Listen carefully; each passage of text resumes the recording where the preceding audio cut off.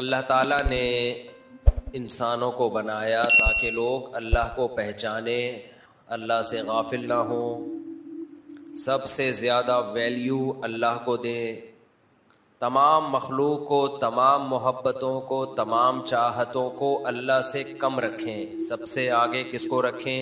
अल्लाह ताला को। इसी में इंसान का सुकून भी है, इसी में स्ट्रेस डिप्रेशन का इलाज भी है। फलनुह्यियन्नहु हयातन तय्यिबा, अल्लाह ने कहा कि जो मुझे सबसे ज़्यादा वैल्यू देगा मैं उसको पाकीज़ा ज़िंदगी अता करूँगा। मरगूब ज़िंदगी, पाकीज़ा ज़िंदगी। गले में कुछ गड़बड़ हो रही है, बार बार कचरा आ रहा है प्लग में। पराठे छोड़ने पड़ेंगे, इसका अलावा कोई हल नहीं है। ये आप घी के पराठे सुबह खाएं ना तो प्लग में कचरा आएगा। दूध की चाय से भी आता है प्लग में कचरा, ये ज़हन में रखो। दूध की चाय भी ना वो करती है, बलगम पैदा करती है। और बहुत सारी चीज़ें फिर कभी इंशाल्लाह सेहत के बारे में कभी बात करेंगे इंशाल्लाह। एक ही चीज़ रह गई है ज़िंदगी में मज़े की भाई, पराठे। शादियाँ वादियाँ भी हो गई, ठीक है, अब पराठे ही छोड़ दिए तो ज़िंदगी में रहेगा क्या। लेकिन बहरहाल तो अल्लाह ताला ये चाहते हैं कि लोग मुझसे मोहब्बत करें, और अल्लाह ने वादा किया फलनुह्यियन्नहु हयातन तय्यिबा, कि जो मुझे मान के चलेगा, मुझे वैल्यू देगा, मैं उसको पाकीज़ा, अट्रैक्टिव, खुशियों वाली ज़िंदगी दूंगा। दुनिया में सुकून में हमेशा दीनदार लोग ही रहते हैं। ये जो बेदीन लोगों की खुशी है ना, आप कहते हो नहीं जी बेदीन लोग तो बहुत हंसते खेलते नज़र आते हैं, उछलते कूदते, हा हा हू ही करते, ये एंजाइटी है, पता है आपको। खुश आदमी हमेशा नॉर्मल होता है, फुदकता नहीं है, वो एबनॉर्मलिटी की तरफ नहीं जाता। हमेशा खुश आदमी पुरसुकून। जो बहुत फुदक रहा है ना, बहुत ज़्यादा, हर वक्त हा ही हू और मुख्तलिफ तरीक़ों से अपनी डिप्रेशन निकाल रहा होता है। याद रखो, जैसे डिप्रेशन में जब बहुत ज़्यादा इंसान को स्ट्रेस हो और उसकी वजह से डिप्रेशन होना शुरू हो जाए, तो जैसे उसमें रोता है तो ऐसे ही याद रखो हंसता भी बहुत ज़्यादा है, अपनी उस टेंशन को ख़त्म करने के लिए। खुशियों भरी ज़िंदगी अल्लाह सिर्फ उन लोगों को देता है जिनके दिल में अल्लाह है। हज़रत हकीम अख्तर साहब रहिमहुल्लाह ताला बड़े अल्लाह वाले बुज़ुर्ग थे। उनके बयानात सुना करें, यूट्यूब पे मौजूद हैं। उनके बयानात सुन के आपको लगेगा कि अल्लाह वाले किसे कहते हैं। पहले उलमा बुज़ुर्गान दीन कैसे लोगों को दीन की तरफ लाते थे, और आजकल के स्कॉलर्स कैसी नफ़रतें फैला रहे हैं। तो अल्लाह वाले लोग अल्लाह वाले होते हैं, उनको सुन के इंसान को सुकून मिलता है। तो वो फरमाया करते थे कि दिल जो है वो पूरे जिस्म का बादशाह है, दिल पूरे जिस्म का बादशाह है, अल्लाह इस कायनात का बादशाह है। तो हज़रत हकीम अख्तर साहब रहिमहुल्लाह ताला बड़ी प्यारी मिसाल दिया करते थे, चूँकि ये उनकी मिसाल है इसलिए उनके नाम से बयान कर रहा हूँ मैं। फरमाते थे कि देखो, इंसान अल्लाह को नाराज़ करके खुश होने के असबाब इख्तियार करता है। नाराज़ किसको करता है? अल्लाह को। जिना के ज़रिए, शराब के ज़रिए, दौलत की लूट खसूट, हलाल हराम की परवाह किए बगैर दौलत अगर हलाल तरीके से आ भी गई तो इतराना शुरू कर देता है खुश होने के लिए, उसको दिखाता है दुनिया के सामने ताकि गरीब लोग डिप्रेशन में जाएं। हर बुराई पे आजकल अच्छाई का लेबल लोगों ने लगा दिया है कि हम दी तरगीब देने के लिए करते हैं, मोटिवेट करने के लिए करते हैं। आप मोटिवेट करने के लिए नहीं कर रहे, आप शो मारने के लिए कर रहे हो। मोटिवेशन का ये कोई तरीका नहीं। मोटिवेशन में तो सब्र की तलकीन की जाती है। तो अब क्या मसला है मेरे भाई, जब अल्लाह ताला को नाराज करके इंसान खुशियां हासिल करता है। देखो, खुशी का महल क्या है? दिल है ना। खुशी कहाँ महसूस होती है? बोलते क्यों नहीं? हाथों में। मेरे हाथ बहुत खुश हैं, हाथों में होती है खुशी। घुटनों में खुशी महसूस हो रही है बहुत ज्यादा, होती तो दिमाग में है, लेकिन उस दिमाग का सबसे पहला असर कहाँ पड़ता है? दिल पे। जब भी आप गमजदा होगे या खुश होगे, दिल की धड़कन आपकी चेंज हो जाएगी। खुशी में अलग टाइप की और गम में अलग। इसलिए लुगत में भी, कुरान में भी, हदीस में भी खुशी और गमी का महल दिल को बताया गया, क्योंकि पहला असर किस पे पड़ता है? दिल पे। इसकी मिसाल ऐसे है, हम सोते हैं तो दिमाग सोता है, लेकिन हम क्या कहते हैं? आंखें सो रही हैं, क्योंकि दिमाग जब सोता है तो सबसे पहले असर किस पर आता है? आंखों पे आता है। आंखों, तो लिहाजा लुगत जो है ना, अहले लुगत वो आंखों की तरफ निस्बत करते हैं। आंख देख के पता चलता है कि सो रहा है कि जाग रहा है, हालांकि सोता तो दिमाग है। दिमाग कौन देख रहा है भाई? नजर क्या आ रही है? आंखें। जैसे ही दिमाग सोएगा सबसे पहले आंखें क्या होंगी? बंद। सबसे पहला असर आंखों पे पड़ता है। कभी नहीं आपने देखा होगा बंदा सो रहा है और आंखें खुली हुई हैं उसकी, डर जाए आदमी, भाग जाए वहां से। तो जब हम दिमाग से कुछ सोचते हैं, गम होता है, खुशी होती है, इसके असरात सबसे पहले कहां पड़ते हैं? कहते हैं ना दिल। तभी दुनिया में मोहब्बत में, नफरत में मिसालें किसकी दी जाती हैं? दिल की। तो कुरान भी चूंकि एक जबान में नाजिल हुआ है ना, तो कुरान ने भी दिल ही की तरफ निस्बत की है। तो अब ये दिल जो है ना, दिल ये है दिलों का, ये है जिस्म का बादशाह। तो खुशी का महल, जहां खुशी महसूस होती है, वो जगह क्या है? बोलो, दिल। आप खुशी के असबाब इख्तियार करने के लिए कभी जबान को लज्जत देते हैं, अच्छे खाने खा के, हो भी जाती है, दिल में खुशी महसूस होती है। कभी हाथों को लज्जत, कभी नजर को लज्जत, कभी कानों को लज्जत, गाने सुन रहे, थरथरा रहे। कमाल की बात यह है कि अल्लाह ने ये सारे आज़ा आपके इख्तियार में दे दिए। आप अपने हाथ को जिधर चाहे घुमाएं, आंखों को जिधर चाहे घुमाएं, जबान से जो चाहे बोलें, जो चाहे खाएं। लेकिन जो जहां से इन तमाम आज़ा को अपनी चाहतों में इस्तेमाल करके जो खुशी हासिल होती है, महसूस होती है, वो होती कहाँ है? दिल में। वो आपके कंट्रोल में अल्लाह ने रखा ही नहीं है। वो आपके कंट्रोल में अल्लाह ने, बोलो, रखा ही नहीं। तो हकीम अख्तर साहब रहमहुल्लाह ताला फरमाया करते थे कि अल्लाह है बादशाह। बादशाह जब किसी मुल्क पे चढ़ाई करते हैं तो उनका हदफ चपड़ासी और गली के जमादार नहीं होते। बादशाहों का टारगेट बादशाह होते हैं। समझ में नहीं आ रही बात? मेरा ख्याल है बादशाहों का हदफ क्या होता है? बादशाह होते हैं। वो दाएं बाएं जाने की कोशिश, कभी बादशाह ने देखा कि बादशाह ने किसी मुल्क पे चढ़ाई की हो और अपने फौजियों से कहा कि बादशाह और वजीर के अलावा जितने जो गली महल्ले में जमादार घूम रहे हैं सबको गिरफ्तार करके ले आओ। वजीर बोलेंगे बादशाह सलामत, क्या हो गया? वो उनका क्या लेना देना है यार? गिरफ्तार अगर करना है तो आप हमारे जिम्मे काम लगाएं, उनके आर्मी के चीफ को गिरफ्तार करें हम, आप उनके जो कमांडर है उसको गिरफ्तार करें, गवर्नर को गिरफ्तार करें, और आप तो हमें ऑर्डर करें कि हम बादशाह को गिरफ्तार करके लाएं। आप ऑर्डर तो करें। बादशाहों की सोच नीची होती है या ऊंची होती है? तभी इस्लामी सल्तनत में जितने बादशाह गुजरे सबकी 4-4 बीवियां। अस्तगफिरुल्लाह, फिर टॉपिक दोबारा आ गया। ये कई दफा कोशिश करता हूँ। इससे पता चलता है कि जिनकी 4 बीवियां होती हैं उनकी सोच कैसी होती है? बादशाहों वाली होती है। चाहे खुद बादशाह ना भी हो, घर में गुलाम हो जाए, अस्तगफिरुल्लाह, फिर दोबारा सच निकल रहा है, यानी चाहे वो बादशाह ना भी हो, घर में भी अच्छी जिंदगी गुजार हो, लेकिन बादशाह ना भी हो, लेकिन सोच क्या है उनकी? अब देखो चुप हो गए ना। सोच क्या है? बादशाह हो। इसलिए शौक 4 का रखो। 4 का शौक रखना इसकी अलामत होगी। इसकी अलामत होगा कि तुम्हारी सोच क्या है? बादशाहों वाली सोच। सोच तो अच्छी रखो ना मेरे भाई। तो हजरत हकीम अख्तर साहब फरमाया करते थे कि बादशाह जब मुल्क पे हमला करता है तो उसका हदफ क्या होता है? बादशाह होते हैं।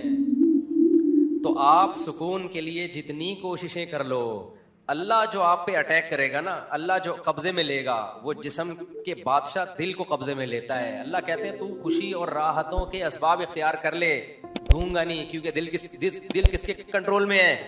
दिल मैंने, आंखें तेरे कंट्रोल में दे दी हैं, हाथ तेरे कंट्रोल में दे दिए हैं, दिल मेरे कंट्रोल में है। यहां सुकून आने नहीं दूंगा। कुछ भी कर ले, यहां नहीं सुकून आने दूंगा मैं तुझे, ये मेरे हाथ में। यहां उसी के सुकून आएगा जो किसको खुश करेगा? अल्लाह को। उसके दिल में सुकून की बाल्टियां अल्लाह भर भर के डाल देते हैं।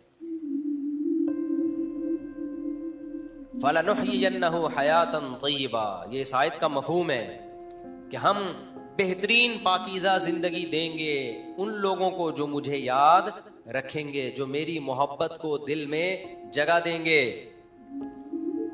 तो मेरे भाई अपनी डिक्शनरी से अल्लाह के सिवा सबको क्या कर दो? निकाल दो। सब बातिल है। जिससे मोहब्बत करो, किसके लिए? अल्लाह के लिए। हाँ, अल्लाह ने जहां परमिशन दे दी, जिस लज्जत को पूरी करने की परमिशन अल्लाह ने दे दी, तो फिर अल्लाह की रिजा है कि अल्लाह चाहते हैं कि मेरे बंदे हलाल लज्जतों से फायदा उठाएं। आपका दिल चाह रहा है, शदीद भूख लग रही है, निहारी खाने का दिल चाह रहा है, तो आप खा लो, अल्लाह की तरफ से पाबंदी नहीं है। बल्कि बिला वजह अवॉइड करोगे, फंटर बनने की कोशिश करोगे, तो ये आपकी अपनी शरीयत है, अल्लाह इस पे आपसे खुश नहीं होगा। हाँ, एतदाल से खाओ, क्योंकि ज्यादा खाना शरीयत में पसंदीदा काम नहीं है। तो ये बात तो तय हो गई कि सुकून अगर चाहते हो ना, देखो ये जो ख्वाहिशात है ना, ख्वाहिशात जिनके पीछे हम भाग रहे हैं, ये भी ख्वाहिश, ये भी ख्वाहिश, ये भी ख्वाहिश, ये भी ख्वाहिश, आप पूरी करो अपनी ख्वाहिशात। सबसे बड़ी ख्वाहिश बना दो अल्लाह की रिजा। इस्लाम रहबानियत नहीं सिखाता कि सिर्फ अल्लाह का मतलब ये है कि अब नली निहारी भी खाना छोड़ दो, अब शादियां भी छोड़ दो, अब बच्चों से मोहब्बत करना भी छोड़ दो, अब कारोबार भी छोड़ दो। ये अल्लाह रसूल की तालीमात बोलो भाई नहीं है। अल्लाह रसूल की तालीमात ये है कि सबसे बड़ा हदफ किसको बनाना है मेरे भाई? अल्लाह की रिजा को। उसके लिए सब कुछ कुर्बान किया जा सकता है, अल्लाह को किसी पे कुर्बान नहीं किया जा सकता। ये जज्बा किसी तरह पैदा कर लो मेरे भाई, अल्लाह करे मेरे अंदर भी पैदा हो जाए।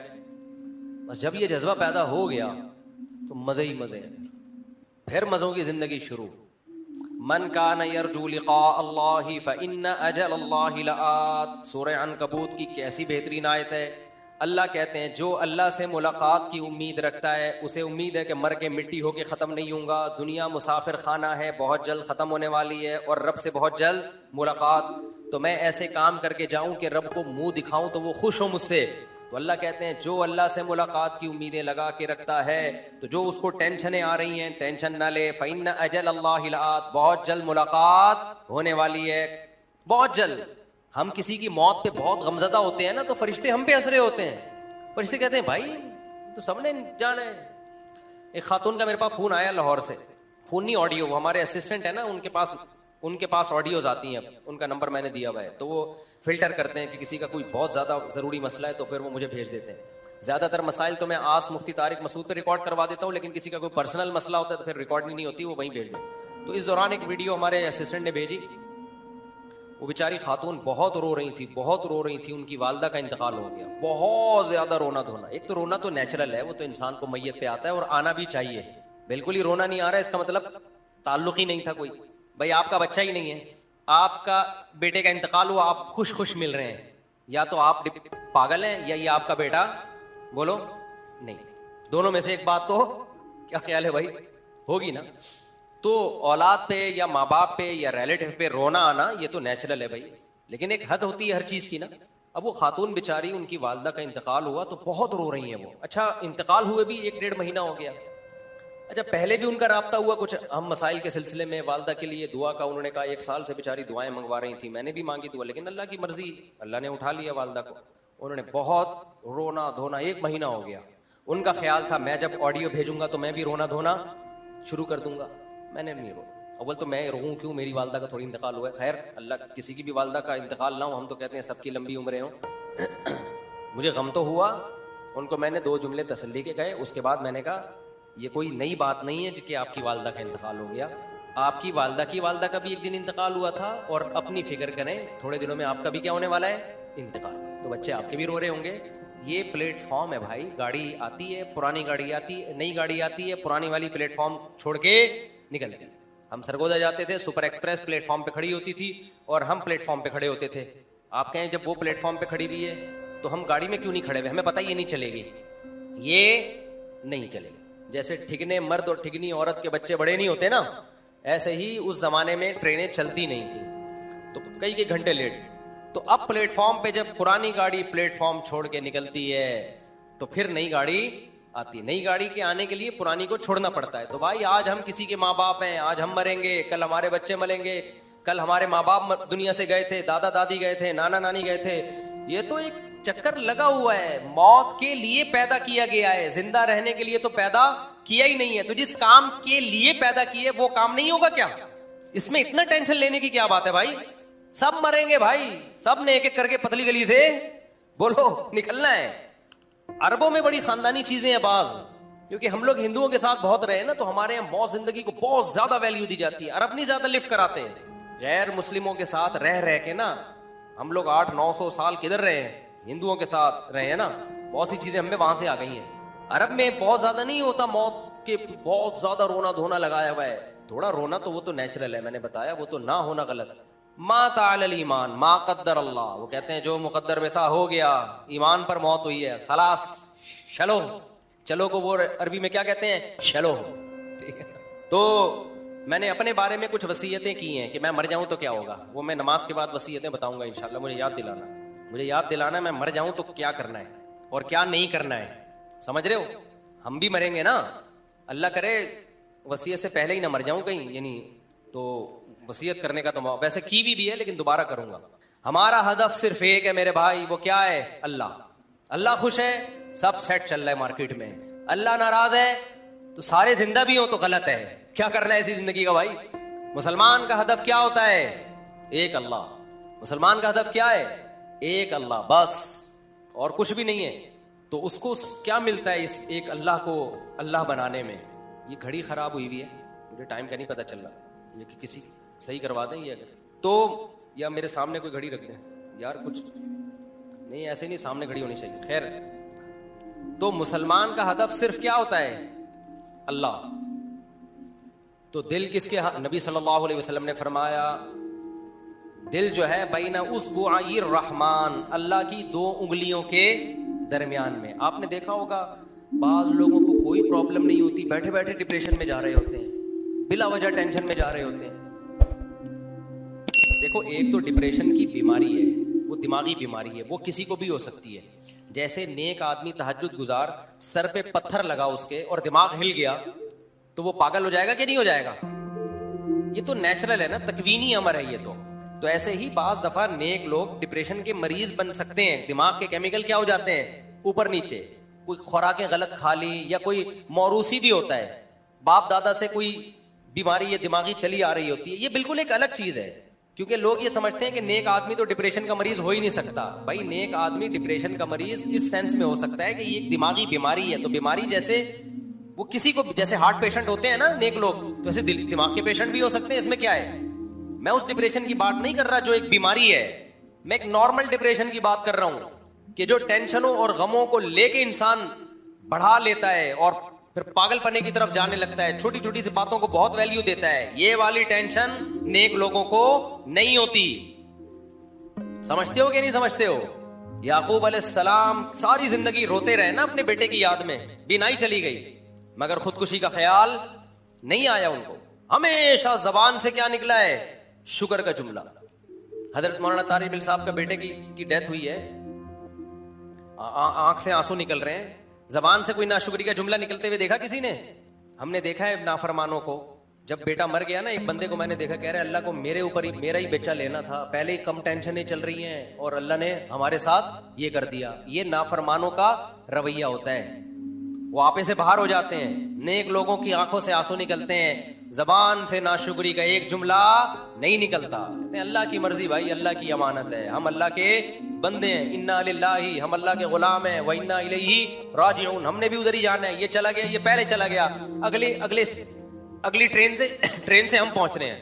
ये पहले चला गया तो अगली ट्रेन से हम पहुंच रहे हैं। आपका बच्चा अमेरिका जा रहा होता है, आपने भी 1 साल बाद जाना है, फिर भी एयरपोर्ट पर रुखसत करते हुए रो रहे होते हो कि 1 साल के लिए जुदाई हो रही है ना। लेकिन ऐसा नहीं होता कि दीवार सर जो है दीवारों से जाके मारना शुरू कर दो। ये पहले अमेरिका चला गया, मैं 1 साल बाद क्यों जा रहा हूँ, हाँ हूँ, और अल्लाह मेरे ही बच्चे को अमेरिका भेजना, तो भाई अगली फ्लाइट से तू चला जाए। तो मुसलमान का बच्चा उम्मीद है अच्छे ठिकाना मिलेगा उसको, तो ये पहले चला गया, अगली फ्लाइट से हमारे क्या ख्याल है भाई? कब्रिस्तान में कहा था ना, अस्सलामु अलैकुम या अहलल क़ुबूर अंतुम लना सलफ व नहनु बिकुम खलफ व इन्ना इंशाअल्लाहु बिकुम लाहिकून। पूरी दुआ कब्रिस्तान की याद कर लो, फिर पढ़ी नहीं जाएगी कब्रिस्तान में। हम सिर्फ आधी दुआ याद करते हैं, अस्सलामु अलैकुम या अहलल क़ुबूर, ए कब्र वालो तुम पर सलामती हो। आगे जुमला तो देखो कितना खतरनाक है, अंतुम लना सलफ, तुम पहले चले गए, व नहनु बिकुम खलफ, और हम तुम्हारे साथ तुम्हारे बाद हैं, व इन्ना इंशाअल्लाहु बिकुम लाहिकून, इंशाअल्लाह हम भी तुम्हारे साथ आने वाले हैं। क्या सिखाया जा रहा है देखो यार, मुर्दे को के बारे में आपको बताया जा रहा है कि मुर्दे को बोलो इंशाअल्लाह मैं भी फट्टे पे लेटने वाला हूं। ये है पूरी दुआ। लोग सिर्फ अस्सलामु अलैकुम या अहलल क़ुबूर याद कर लेते हैं और वहां से जवाब आता है वालेकुम अस्सलाम भाई अब्दुल गफूर। कारी साहब का किस्सा सुन लिएगा दोबारा। इन्ना इंशाअल्लाहु बिकुम लाहिकून, ये हमें दुआ सिखाई है कब्रिस्तान में जाते हुए, इंशाअल्लाह हम भी तुम्हारे साथ आने वाले हैं, लेटने वाले हैं। कल हमारी भी यहाँ 2-4 कब्रों के बाद इधर कहीं जगह, थोड़े दिन है, ज्यादा टाइम नहीं है मेरे भाई। आप समझ रहे बहुत टाइम है, बहुत टाइम ऐसे गुजर रहा है यार, ऐसे गुजर रहा है। पिछला रमजान, अभी किसी ने बताया भी रमजान 3-4 महीने में आने वाला है, हालांकि अभी तो गुजरा है। तो जब कब्रिस्तान जाओ, अस्सलाम वालेकुम या अहलल क़ुबूर, उर्दू में बोल दिया करो, ऐ कब्र वालो तुम पर अल्लाह की सलामती हो, तुम पहले चले गए, हम थोड़ा अगली ट्रेन से पहुंचना ही चाहते हैं और इंशाअल्लाह हम तुमसे बहुत जल्द मुलाकात करने वाले हैं। रात को ये दुआ नहीं पढ़ना क्योंकि खौफ ज्यादा होता है, ऐसा ना हो अगले ट्रेन के बजाय अगली बोगी से पहुंच जाओ आप खौफ की वजह से। तो मौत जिंदगी तो कोई ऐसी चीज नहीं है भाई, ये तो नेचुरल है। अल्लाह ने पैदा किया किस काम के लिए? मारने के लिए। आपने अपने बच्चों को भेजा अमेरिका पढ़ने के लिए, अब वो पढ़ रहा है, आप हैरान हो रहे भाई ये पढ़ क्यों रहा है, अबे ये क्या कर रहा है? अपने दोस्त को, भाई ये पढ़ रहा है यार, मैंने तो कह रहे भेजा क्यों था? पढ़ने के लिए भेजा था। पढ़ रहा है भाई, तो अबे कमबख्त, जब तूने पढ़ने के लिए भेजा था तो पढ़ेगा ना, इसमें क्या हैरानगी है? तो जैसे ये हैरान होता है ना, तो ऐसे ही हम मरने वाले पे हैरान होते हैं, मरा क्यों? अल्लाह कहते हैं मैंने भेजा किसके लिए? मारने के लिए तो भेजा है, और तू इसी पे हैरान हो रहा है मरा क्यों? तो भेजा जिस काम के लिए है वही तो हुआ है। आप कह सकते हैं अल्लाह ठीक है मारने के लिए भेजा, लेकिन 90 साल में मार देता ना, इतनी जल्दी क्या पड़ी है तुझे? यहाँ अल्लाह मियाँ कहते हैं मैंने कब कहा कि 90 साल में मारने के लिए भेजा है? अल्लाह तो ये कहता है, नबी की सही हदीस है कि बच्चा जब माँ के पेट में होता है ना, तो 4 महीने का जब होता है तो फरिश्ता आके लिख देता है कितने साल जिएगा, कितने साल के लिए दुनिया में आया है।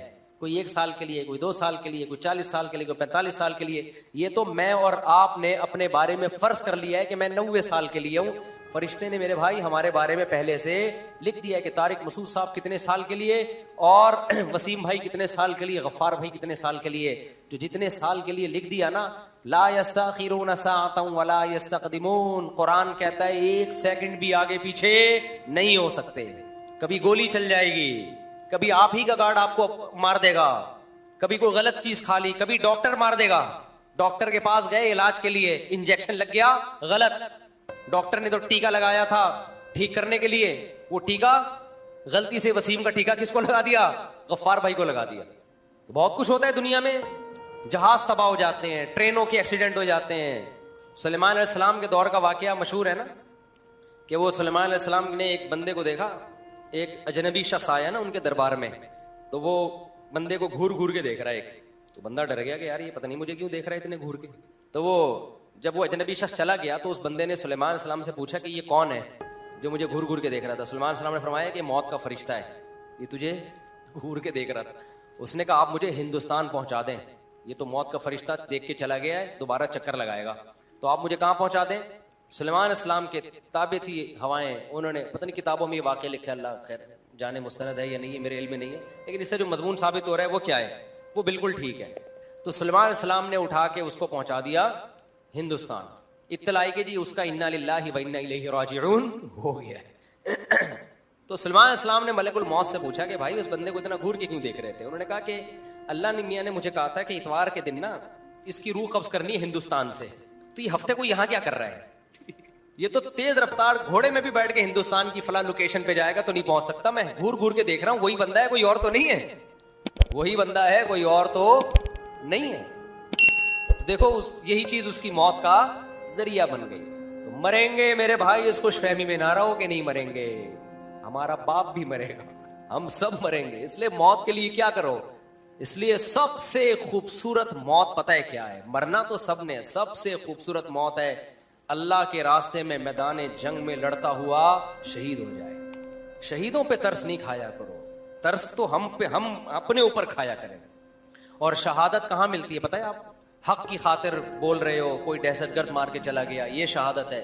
हक बोलने पे शहादत मिलती है, मजलूम की मदद पे शहादत मिलती है। डाकू था, चीज कोई छीन रहा था आपसे, आपने कहा नहीं दूंगा ताकि डाकुओं को जुर्रत ना हो, लड़ते हुए आपने उसको कत्ल कर दिया, वो जहन्नम में, उसने आपको मार दिया, आप शहीद। ऐसे शहीद के ना गुसल दिया जाएगा ना कफन दिया जाएगा। आजकल लोगों ने ये शहादत के ये वाला मर्तबे को तो बयान करना छोड़ दिया, इसलिए लोग डाकुओं के सामने क्या हो गए? बुज़दिल। फिर भी मैं कहता हूं कि कुछ भी नहीं है तो फिर नहीं लड़ो।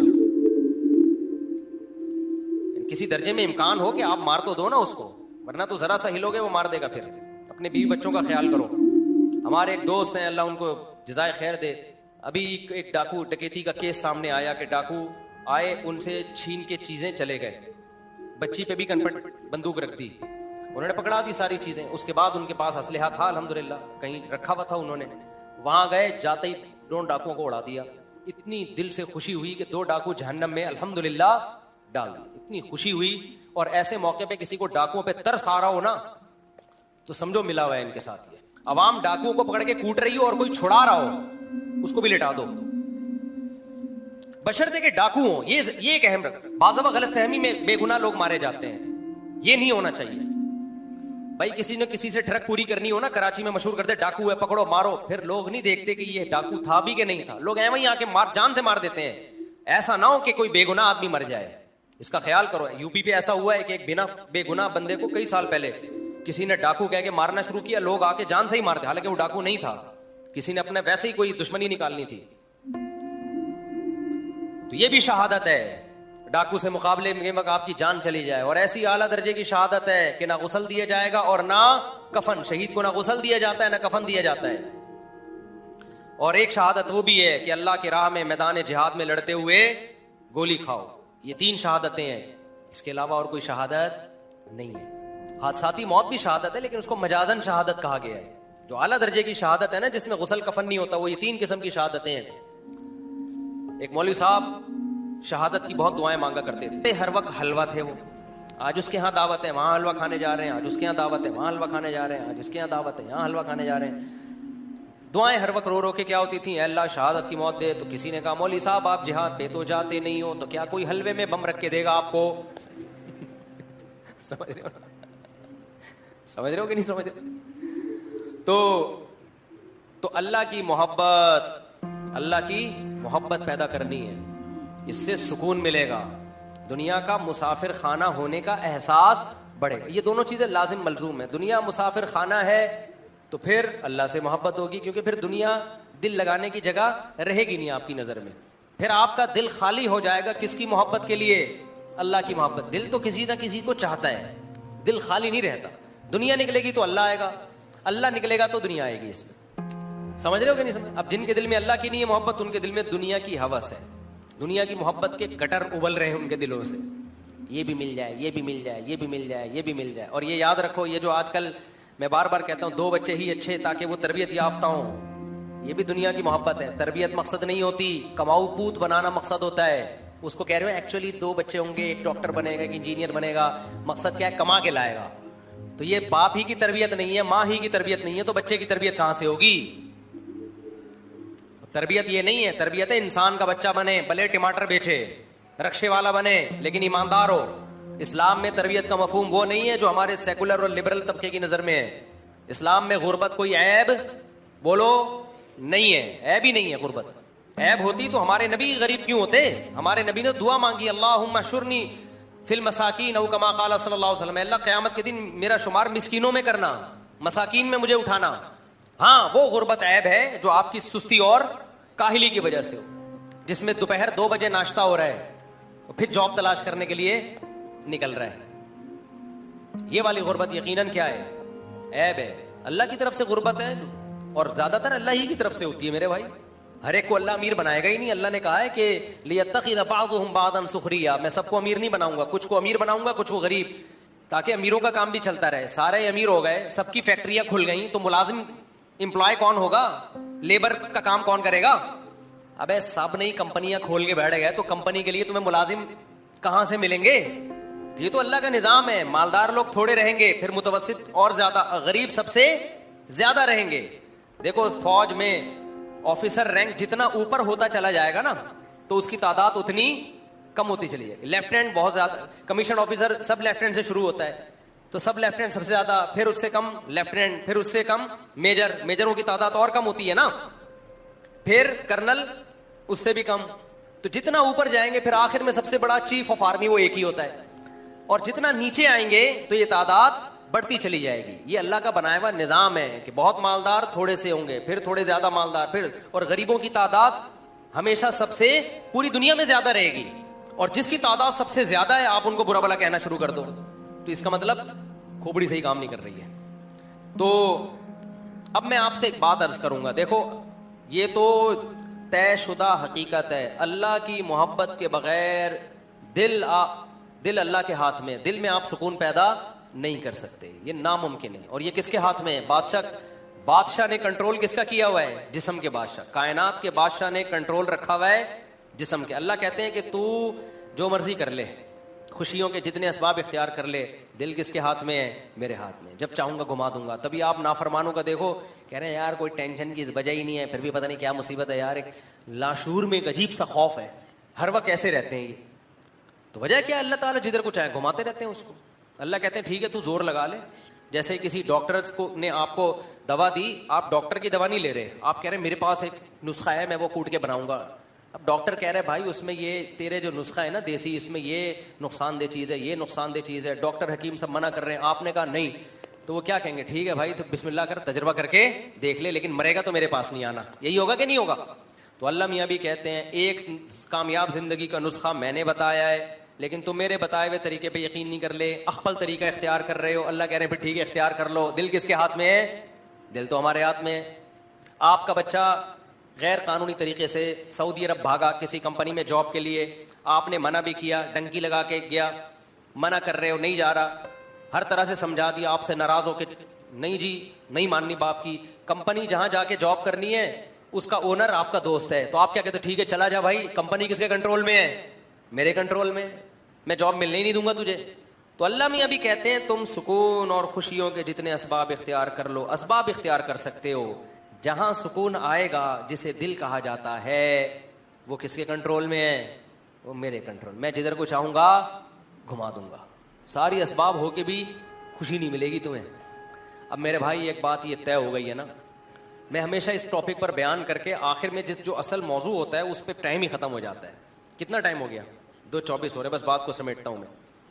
देखो ये तो तयशुदा हकीकत है कि अल्लाह के अलावा अल्लाह से मोहब्बत सबसे गालिब रखनी है, ये इस कायनात का मकसद है। अब वो मोहब्बत पैदा कैसे हो? वो मोहब्बत, इसके लिए बहुत सारे तरीक़े उलमा बुजुर्गान दीन इख्तियार करवाते हैं। अब लोगों ने बुजुर्गों से ताल्लुक़ ही छोड़ दिया, तो नतीजा क्या निकला कि जहाँ देखो जिस हर चीज़ उसकी मार्केट से मिलती है ना, क्या ख्याल है? खुशबू खरीदने के लिए कसाई की दुकान पे जाओगे या खुशबू की मार्केट में जाओगे? आप जल्दी जल्दी, बात में 2 मिनट में समेट रहा हूँ। खुशबू खरीदने के लिए खुशबू गोश्त की मार्केट से मिलेगी या खुशबू की मार्केट से? मछली आपने खरीदनी है, टमाटर वाले के पास चले गए कि मुझे मछली चाहिए, वो कहेगा पहले आपको डॉक्टर चाहिए जो आपके दिमाग का इलाज करे। मछली छोड़ें आप, पहले डॉक्टर के पास जाए। तो इसी तरह अल्लाह की मोहब्बत किन से मिलती है? उन लोगों से मिलती है जिनके दिलों में अल्लाह की मोहब्बत हो और वो उस मोहब्बत को बांट रहे हो। कुरान के अल्फाज देखो, अर्रहमानु फस्अल बिही खबीरा। सूरह फुरकान में अल्लाह ताला ने अपनी कुदरत बयान की। अलम तरा इला रब्बिका कैफ मद्दज़िल, देखते नहीं कैसे सायों को समेटता हूँ। खलक़ मिनल माई बशरा, देखते नहीं पानी के नापाक कतरे से कैसे एक इंसान को बनाता हूँ और ददियाल नलियाल और ससुराल का खानदान दे देता हूँ उसको। पानी को ऐसी इज्जत दे दी। देखते नहीं आसमान से कैसे पानी बरसाता हूँ। वलक़द सर्रफ़नाहु बैनहुम, पानी एक जगह बरसता है, नहरों और चश्मों के जरिए फैलता पूरी दुनिया में। मरजल बहरैनी हाज़ा अज़बुन फुरात, देखते नहीं मीठे और खारा पानी कैसे एक साथ चलता है। वजअल बैनहुमा बरज़खन व हिजरम महजूरा, कैसी दीवार दरमियान में खड़ी कर दी, ना खारा मीठे में जा रहा है और ना मीठा खारे में जा रहा है। वलहुल जवारिल मुनशाआतु फिल बहरि कल आलाम, पानी का काम है डुबोना। देखते नहीं इतने बड़े बड़े जहाज कितने टनों मन माल लेके समंदर की पुष्ट पे तैरते हुए सफर करते हैं। देखते नहीं उसने तुम्हारे लिए कैसे औलाद को पैदा किया। देखते नहीं उन्जुरु इला समरिही इज़ा असमर, देखते नहीं अनार को कैसे दाने उसमें निकलते हैं, गोबर पानी और मिट्टी के मिलाप से कैसा खुशनुमा दरख्त बनता है और कैसा खूबसूरत फल। अल्लाह अपनी कुदरत बयान करते करते कहते हैं अर्रहमान, रहमान के बारे में अगर तुमने पूछना है साइंसदानों से मत पूछो, वो अनार में उलझा देंगे, वो दूध में उलझा देंगे, वो बारिश के प्रोसेस में उलझा देंगे, वो तुम्हें मादी चीजों में उलझा देंगे। रहमान के बारे में अगर तुमने पूछना है फस्अल बिही खबीरा, बाखबर से पूछो जो रहमान की मोहब्बत और उसकी मारिफत को जानता हो। वो अल्लाह वाले तुम्हें बताएंगे, वो लम्स यूनिवर्सिटी के प्रोफेसर नहीं बताएंगे तुम्हें। लम्स यूनिवर्सिटी का मेडिकल साइंस का प्रोफेसर दूध पे रिपोर्ट पेश कर देगा आपके सामने कि दूध ऐसा है, लेकिन जो रहमान को जानता है वो दूध से दूध बनाने वाले तक पहुंचेगा। इन्ना लकुम फिल अनामिल इबरा की आयतें पढ़ेगा, तुम्हारे लिए इन जानवरों में इबरत का सामान। नुस्कीकुम मिम्मा फी बुतूनिही मिन बैनि फरथिन व दमिन लबनन खालिसन साइगल लिशारिबीन। देखो इन जानवरों को सूखा चारा खिलाता हूं, कैसा चिकना गाढ़ा दूध तुम्हारा रब इसके इनसे पैदा करता है, जो तुम्हारे हलक में फिसलता चला जाता है। डॉक्टर नहीं बताएगा रहमान के बारे में, डॉक्टर दूध के बारे में रिपोर्ट पेश कर देगा कि सूखे चारे से दूध कैसे बनता है। आपको अल्लाह वाले बताएंगे कि जिसने सूखे चारे से दूध पैदा किया वो कैसा ताकतवर और साहिब कमाल बादशाह है, और कैसा अपने बंदों पर एहसान करने वाला बादशाह है। दूध तो सुबह शाम पी रहे हो, दूध पिलाने वाले से मोहब्बत क्यों नहीं कर रहे? उसके कहने पे हय्या अला सलाह जब वो आजान कहलवाता है मस्जिद में सरदा करने के लिए क्यों नहीं आते? उसके कहने पे नजर की हिफाजत क्यों नहीं करते? उसके कहने पर माँ बाप के सामने माँ बाप की कड़वी कसीली को बर्दाश्त क्यों नहीं करते? तो ये बातें तुम्हें डॉक्टर, इंजीनियर, प्रोफेसर नहीं बताएंगे। ये बातें तुम्हें कौन बताएगा? वो बताएगा जो रहमान को पहले से जानता हो, जो उसके दिल में रहमान की मोहब्बत हो। तभी अल्लाह कहते हैं रहमान फसल भी खबीरा। रहमान के बारे में पूछना है साइंसदानों से मत पूछो, सियासतदानों से मत पूछो। रहमान का इंट्रोडक्शन वो करवाएंगे जो रहमान को जानते हैं। नहीं आ रही मेरा ख्याल है बात समझ में। इसलिए हजरत हकीम अख्तर साहब रहमहुल्लाह फरमाया करते थे कि खुशबू मिलेगी इतर की मार्केट में, गोश्त मिलेगा गोश्त की मार्केट में, अल्लाह कहाँ मिलेगा? अल्लाह वालों की मार्केट में मिलेगा आपको। तभी हम कहते हैं तबलीग में वक्त लगाया करो, 4 महीने लगाओ तबलीग में। लोग कहते हैं हमने वक्त लगाया में तो कुछ आया ही नहीं। मसाइल नहीं आएंगे तुम्हें तबलीग में, वो उलमा के पास बैठने से आएंगे। लेकिन जब सुबह शाम अल्लाह की बातें सुनोगे, अल्लाह से होता है, अल्लाह के गैर से नहीं होता, दीन के माहौल में जुड़ोगे तो अल्लाह की मोहब्बत आएगी। समझते हो कि नहीं समझते हो? खानकाहों में अल्लाह वालों के पास जाया करो, बुजुर्गों से ताल्लुक कायम किया करो, वहां तुम्हें क्या मिलेगा? अल्लाह मिलेगा। नफरत वाली तकरीरें सुनोगे तो नफरत ही पैदा होगी।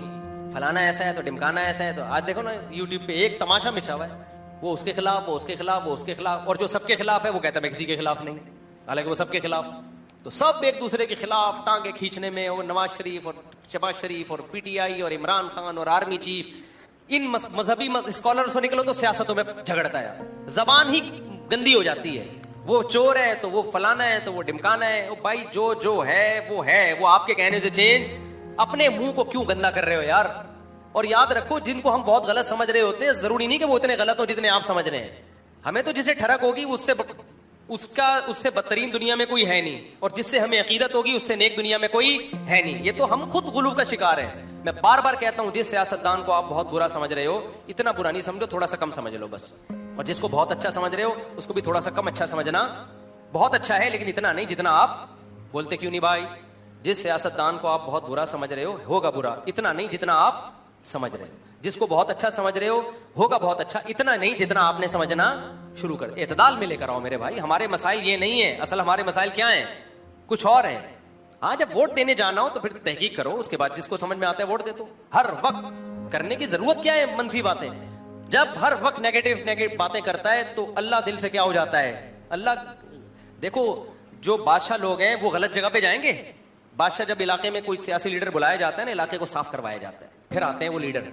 गंदे नाले बह रहे हो, सियासी लीडर भी नहीं आता, तो अल्लाह भी उस दिल में आता है जो साफ सुथरा दिल हो। गटर उबलने वाले दिलों में अल्लाह जगह नहीं बनाता। अल्लाह हमें समझने की, अमल की तौफीक अता फरमाए। कुरान मजीद में अल्लाह ताला ने दुनिया और आखिरत में कामयाबी के उसूल बयान किए, ज़ाब्ते बयान किए, और साथ साथ कामयाब लोगों की अलामात को भी बयान किया है। आपने देखा होगा कि जब कोई कंपनी कोई प्रोडक्ट मार्केट में लॉन्च करती है, उसका ताल्लुक़ अगर सेहत से है, कोई खुराक है, कोई हकीम साहब ने कोई माजून बनाई है ताकत की, तो वो खुराक के फ़ज़ाइल भी लिखे होंगे, और साथ साथ कि जिन लोगों ने वो खुराक इस्तेमाल की है उनके इंटरव्यूज़ भी होते हैं कि अलामतें देख लो इनमें, भाई ये वो लोग हैं जिन्होंने हमारी हिदायत पर अमल किया, तो आज इनकी सेहत देख लो। आपने देखा होगा जिम में बड़े बड़े बिल्डर्स की तस्वीरें लगी होती हैं, ये आपको माइल करने के लिए, अट्रैक्ट करने के लिए कि कुछ दिन हमारे पास आए ऐसे हो जाएंगे। तो मैं कहता हूँ अल्लाह ना करे कि हम वैसे हो जाएं। अजीब सी बॉडी होती है बॉडी बिल्डर की, समझ में आने वाली, ये नेचुरल नहीं है। लेकिन खैर लोगों को, नौजवानों को ऐसा बनने का शौक़ होता है, तो वो बताते हैं कि भाई ये इस तरह के हो जाओगे। तो अल्लाह ताला ने भी कुरान मजीद में कुछ अलामतें बयान की हैं कि जो मेरे अहकाम को फॉलो करते हैं तो वो ऐसे हो जाते हैं। फिर यानी वो कैसे हो जाते हैं वो अल्लाह ने बयान कर दिया। तो चूंकि इस दुनिया में इंसानों की दो किस्में अल्लाह ने बयान की हैं, एक अल्लाह को मानने वाले और एक अल्लाह का इनकार करने वाले। जो इनकार करने वाले हैं उनकी अलामतें भी अल्लाह ने बयान की, और जो मानने वाले हैं उनकी अलामतें भी अल्लाह ने बयान की। जो नहीं मानने वाले जज्बाती होते हैं, बेसब्रे होते हैं, बदखुलुक होते हैं, बदअखलाक, बर्दाश्त नहीं होती उनमें, लालची होते हैं। जो मानने वाले हैं सखी होते हैं, जलबाज बोलो भाई नहीं होते, सब्र करने वाले होते हैं, शुक्र करने वाले होते हैं, सिला रहमी करने वाले होते हैं। तो ये अलामतें अल्लाह ने इसलिए बयान की कि ये बता दिया कि जितनी अच्छी चीजें हैं वो मानने वालों में पाई जाती हैं, और जितनी अखलाकी बुराइयां हैं वो ना मानने वालों में पाई जाती हैं। और वो अखलाकी सिफात क्या हैं जो मानने वालों में पाई जाती हैं, उनमें कुरान बहुत सारी सिफात को बयान करता है, बहुत मुख्तलिफ मकामात पर। अब उन सिफात को सामने रख के हमने अपना जायजा लेना है कि हमारा शुमार मानने वालों में होता है या ना मानने वालों में होता है। भाई एक हकीम साहब ने कहा ये ताकत का ऐसा कैप्सूल है कि ये आप खाएंगे तो एकदम आपकी बॉडी में एनर्जी पैदा हो जाएगी, ताकत पैदा हो जाएगी। पाबंदी से खाएंगे तो मुल्क के सबसे बड़े बिल्डर बन जाएंगे, लेकिन आप खा रहे हैं तो और दुबले होते जा रहे हैं। तो या तो हकीम झूठ बोल रहा है या आपकी बॉडी उसको कबूल नहीं कर रही, आपके अंदर ही कोई फॉल्ट है, या आप खा ही नहीं रहे हैं, आप झूठ बोल रहे हैं कि मैं खा रहा हूं। तीनों में से एक बात तो होगी ना, आप खा ही नहीं रहे वो। तो अल्लाह ताला ने वो लोग जो अल्लाह और उसके रसूल पर ईमान रखते हैं और अल्लाह को मानते हैं, उनकी जो सिफात बयान की हैं, क्वालिटीज बयान की हैं, वो क्वालिटीज अगर मेरे और आपके अंदर नहीं हैं तो इसका मतलब माज अल्लाह नकले कुफर, या तो अल्लाह ने गलत कहा कि मेरे मानने वाले ऐसे होते हैं, हम तो कह रहे हैं अल्लाह ऐसे तो होते नहीं है, या हम अल्लाह को मानते नहीं हैं, या हमें गलत फहमी हो रही है कि हम अच्छी सिफात को बुरा समझ रहे हैं और बुरी को अच्छा समझ रहे हैं। अब देखो अल्लाह ने कुरान में जगह जगह जो मानते हैं, जो मुझे, अब दुनिया में दो ही तबके हैं ना बड़े, मजहबी लोग और मजहब को फॉलो ना करने वाले, दो ही तबके हैं ना दुनिया में। जो इस्लाम के अलावा किसी और मजहब को फॉलो करते हैं वो भी ना मानने वालों में ही आते हैं अल्लाह की नज़र में। उनका मानना ना मानना बराबर है। हिंदू हैं, सिख हैं, ईसाई हैं, यहूदी हैं, इनका मानना अल्लाह नहीं कबूल नहीं करता कि ये है भाई। या अहलल किताब, ए अहले किताब, लस्तुम अला शैइन हत्ता तुकीमुत तौरात वल इंजील, तुम्हारी कोई हैसियत नहीं है अल्लाह की नज़र में जब तक तुम तौरात और इंजील को हकीकत में नाफिज नहीं कर देते, उसको फॉलो नहीं करते। तो यहूद और नसारा ने तौरात और इंजील की हिफाजत ही नहीं की, आगे उसको नाफिज करना तो दूर की बात। तो कहीं भी उनकी जिंदगियों में आपको हजरत मूसा और हजरत ईसा की तालीमात नजर नहीं आएंगी। मुसलमानों में आज भी होलसेल के हिसाब से ऐसे लोग मिलेंगे जो मुकम्मल कुरान और सुन्नत को फॉलो कर रहे हैं। तो अल्लाह ताला ने जो नेक लोगों की, जो अपने बंदों की, अपने मानने वालों की सिफात कुरान में बयान की हैं वो बहुत ही शानदार हैं। यानी इंसानियत की महराज है वो, रूहानी एतबार से इंसान को बहुत ज्यादा बुलंद करने वाली। उनमें दो सिफात तो कुरान बहुत ज्यादा बयान करता है, युकीमून सलाता व मिम्मा रज़क़नाहुम युनफिकून, नमाज पाबंदी से कायम करते हैं और जो रिज्क हमने दिया उसमें से खर्च करते रहते हैं। युनफिकूना मुजारे है, इसका मतलब कंटिन्यू ये काम, बोल लो ना क्या हो गया, होता रहता है। अब आप बताओ इंसानियत का खैर ख्वाह वो शख्स ज्यादा है जो कंजूस है, या वो ज्यादा है जो पैसा, बोलो ना यार, खर्च करता है। अब आप कह सकते हैं कि चले नमाज तो सिर्फ मुसलमान पढ़ते हैं, लेकिन खर्च करना तो दूसरी कौमें ज्यादा करती हैं। इंसानियत की खैर ख्वाही अल्लाह के ना मानने वालों में मानने वालों से ज्यादा है। जबकि अल्लाह क्या कह रहे हैं, अल्लाह की मखलूक की खिदमत का जज्बा तभी तो उस जज्बे से ही तो खर्च कर रहे हैं ना। उसके पीछे बेस क्या है? अल्लाह की मखलूक की खिदमत का जज्बा। ये मानने वालों में ज्यादा है, जो अल्लाह को मानते हैं, जो मजहब को फॉलो करते हैं। लेकिन हम देख रहे हैं, जो बज़ाहिर नजर आ रहा है कि जो लोग मजहब को नहीं मानते उनमें इंसानियत की खिदमत का जज्बा ज्यादा है। नजर तो ऐसे ही आ रहा है ना। तो भाई या तो माज़ अल्लाह अल्लाह ने गलत कहा, या माज़ अल्लाह वो मानते हैं हम नहीं मानते, बात उल्टी है। तो ये दोनों बातें गलत हैं। अल्लाह ने सच कहा, मानते तो हम हैं, वो तो साफ लफ्जों में इनकार करते हैं। तो अब तीसरी चीज रह गई है कि हमारी नजर धोखा खा रही है। हमारी नजर क्या कर रही है भाई? धोखा खा रही है। ऐसा लग रहा है कि वो इंसानियत के खैर ख्वाह हैं, हकीकत में ऐसा है नहीं। अब मैं ये टॉपिक लेके नहीं चलूंगा, इस पर मेरे बहुत बयानात हो चुके हैं कि मुसलमान आज भी इंसानियत की खिदमत में दूसरों की कौमों से आगे है। आज भी आगे है, बहुत आगे है। हम किसी के ना ज़ाहिरी गेटअप को देख के बहुत जल्दी मुतासिर होते हैं। तो बाज़ लोगों का गेटअप अखलाक वाला होता है, बहुत अच्छे नज़र आएंगे, लेकिन वो कहते हैं ना कि इन तिलों में तेल नहीं है। आज भी इंसानियत की खिदमत में खर्च करने के हवाले से मुसलमान दुनिया में सबसे आगे है। बहुत खर्च करते हैं, बहुत खर्च करते हैं, करते रहते हैं। और नहीं कर रहे तो फिर करो भाई, नहीं कर रहे तो करो फिर भी ना करके भी जितना इस्लाम कह रहा है उतना नहीं कर रहे, लेकिन उसके बावजूद भी दूसरी कौमों से बहुत ज्यादा आगे हैं। एक एक आदमी 10-10 अफराद की कफालत करता है। गोरों में मिलेगा ऐसा आपको? बोलो भाई, नहीं मिलेगा। मस्जिदें, ये जितनी मस्जिदें इंडिया पाकिस्तान में बनी हुई हैं, ये हिंदुओं, ये क्या गवर्नमेंट ने बनाई है भाई? तो लोगों ने प्रॉपर्टी खरीद खरीद के बनाई है। एक धेले का भी हुकूमतों की तरफ से ताउन नहीं होता, फिर भी मस्जिदें भी चल रही हैं, मदरसे भी चल रहे हैं। मैं एक मदरसे गया, एक हट्टा कट्टा बैल, अच्छा खासा कदावर। मैंने मदरसे वालों से पूछा कि ये बैल अभी कट रहा है तलबा के खाने के लिए, स्टूडेंट्स जो हैं वो क्या करेंगे? खाना खाएंगे। तो ये कितने दिन चलेगा? उन्होंने कहा कि ये एक टाइम का खाना है, जबकि मदरसे की कोई सोर्स ऑफ इनकम बोलो नहीं है। ऐसे सैकड़ों मदरसे हैं, तभी तो गवर्नमेंट इन मदरसों को अपनी तहवील में नहीं लेती। गवर्नमेंट के बाप में भी दम नहीं है इनको खिलाने का।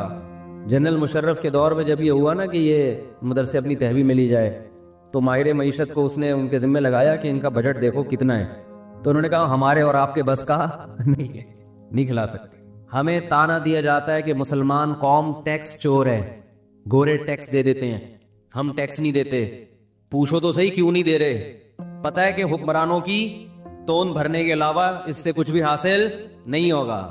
टैक्स से 20 गुना रकम किसी यतीम खाने में दे देगा मुसलमान, किसी मदरसे में दे देगा, किसी बेवा पे खर्च कर देगा, किसी अस्पताल में दे देगा।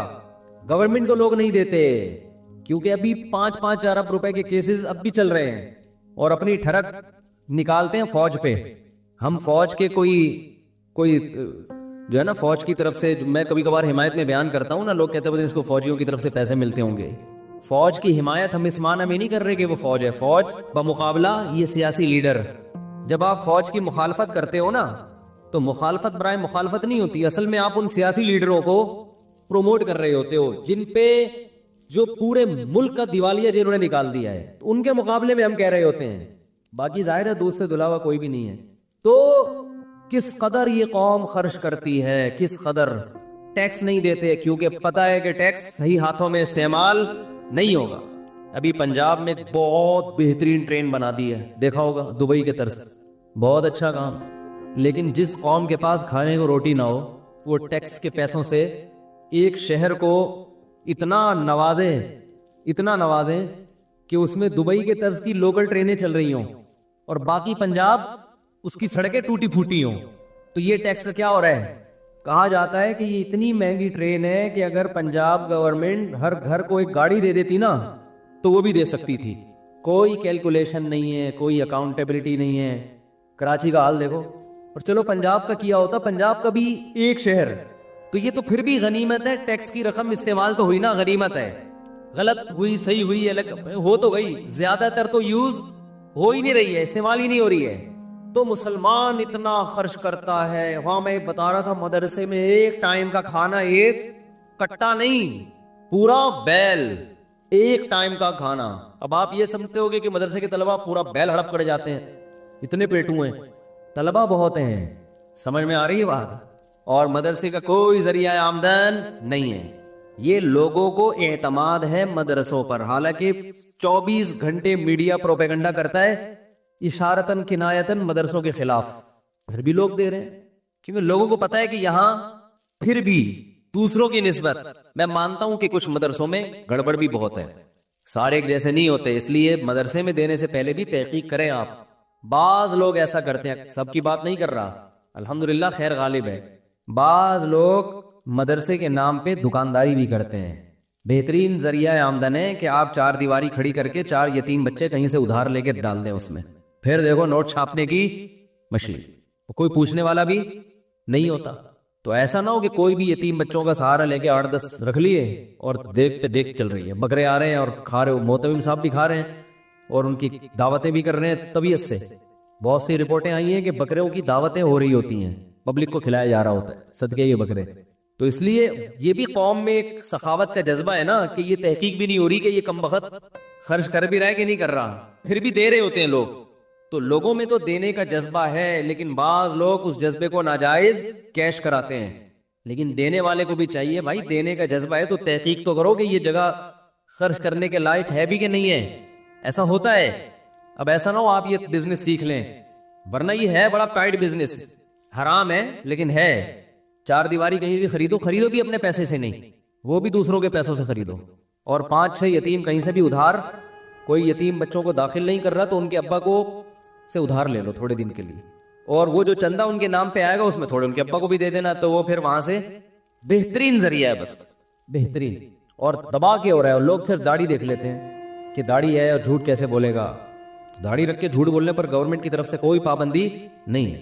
दाढ़ी वाला झूठ नहीं बोलता, झूठ बोलने वाले दाढ़ी भी रख लेते हैं, समझते हो ना? झूठ बोलने पर पाबंदी है ना दाढ़ी रखने पर पाबंदी।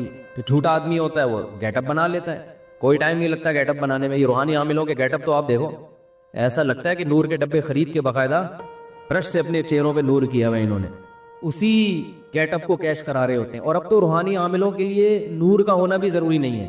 अजीब अजीब ऐसे जैसे लगता हो कि देखने से लगता है चंगेज खान की औलाद में है ये, कोई चेहरे पे रौनक भी नहीं है, गुटके की बदबू, चर्स और भंग, फिर भी रूहानी आमिल बना हुआ है। तो खैर, तो खर्च करने का जज्बा है, ये जज्बा गैर मुस्लिमों में नहीं है। आप कह सकते हैं वहां उनके जो ट्रस्ट हैं वो तो उनका इतना बजट है सालाना, इतना खर्च करते हैं वो भाई, वो डॉलर में उनको चंदा मिलता है, समझ रहे हो? वो थोड़ा होके भी डॉलर की वजह से बढ़ जाता है, हमारा बहुत ज्यादा होके भी करेंसी की वैल्यू कम है। तो अल्लाह ने अहले ईमान की बहुत सारी सिफात बयान की हैं, उनमें नमाज और बोलो भाई खर्च करना, ये होल सेल के हिसाब से किस में पाया जाता है? मुसलमानों में। और अगर नहीं पाया जाता तो आपको पैदा करना पड़ेगा। मुसलमान कंजूस नहीं होता।